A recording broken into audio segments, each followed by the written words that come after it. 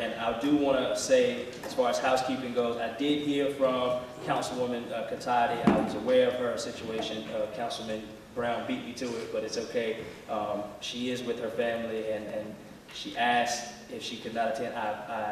I told her very strongly, please do not attend and spend time with her family. She did want to be here with us this evening. Having said that, we will start with the question.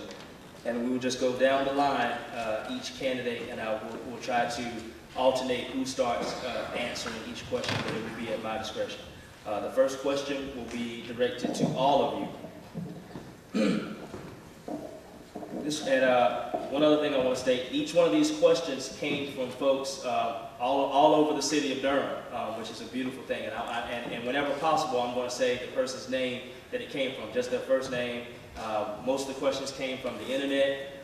We had questions that came from all walks of life. So I think that will be representative in the questions that we get tonight. This question is from Garrett. How do you intend to remedy the current uneven and inadequate state of neighborhood planning in Durham? How will you ensure that the city and county's actions abide by neighborhood plans? Will you work to expand local historic districts in Durham? I'll start with you, Mr. Ali.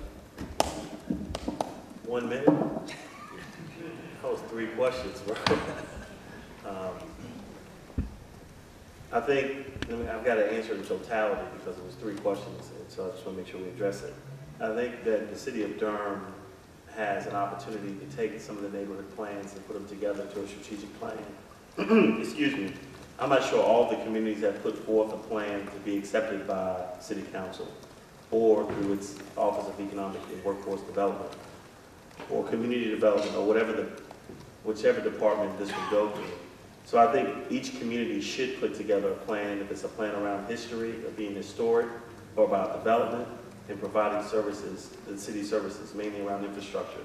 So I would say that it would be critically important that the city put forth its efforts to ask for the communities, formally and informally, to come together, and let's have a plan so the city can see what is going to be required to make sure those neighborhoods can get what they're asking for, and to put forth a plan and a timeline to execute that. Time. Mr. Brown.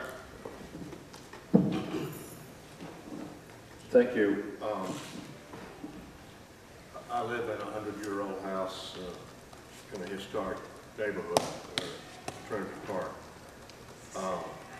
The opportunities are there. You can take it off the stage.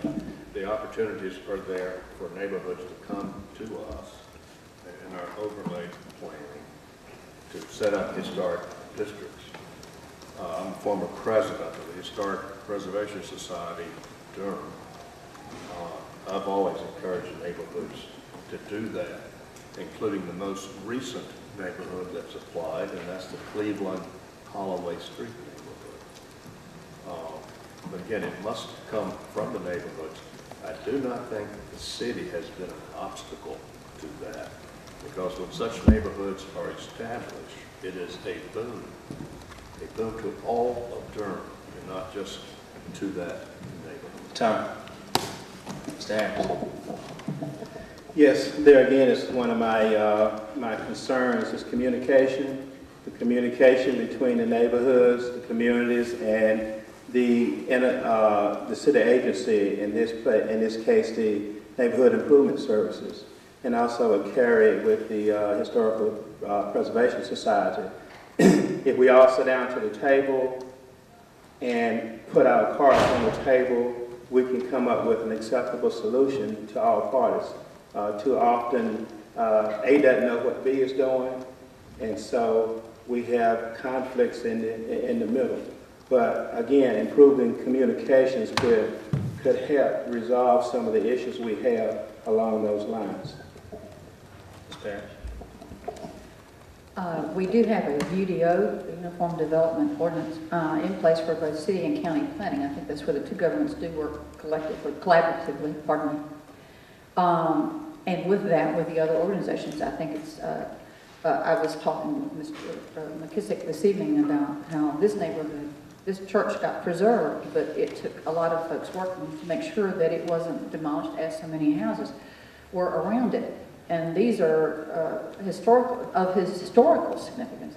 And I think we have agencies in place, but again, as my fellow candidates here, collaborators as well, if you will, I think they have to communicate. We can follow that, but certainly you have your different arenas, whether it's historic, or whether it's a special, unique application for serving citizens in a specific type of activity. So I think that we do have an ordinance in place, but I think we need to follow that as best we can to assure that you don't have monies put into one area that's millions and millions of dollars, and right this across the street you have a blighted, socioeconomically depressed area. Ms. Peterson. Can you use that?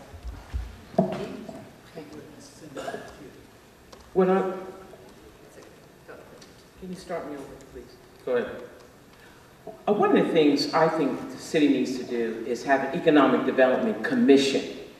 Many of our folks in some of these communities, they do not have the skills and the training to go out and do an economic development plan.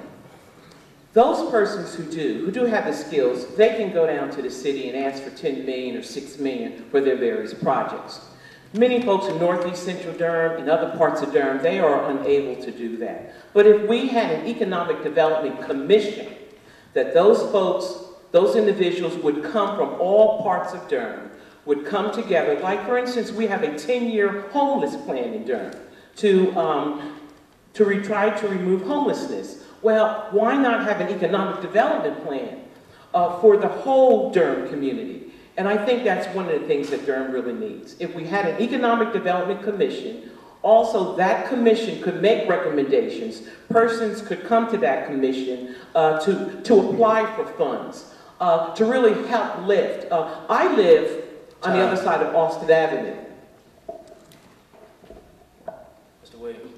Ladies and gentlemen, I agree to what two of my colleagues said about these Durham. But let me add a little more to this. I must read to you that we have 4 districts. In the 4 districts, we have our wants and our need. And I must say to you, these areas represent the best of what makes our city special. Diversity, family, pride, unity, confidence, strength, because our city has the root of history. We have had historical buildings here in the city of Durham, but if you look around, we do not have them anymore, because development comes in and want to destroy the side that historical has been built on, and now we don't see it anymore. We still have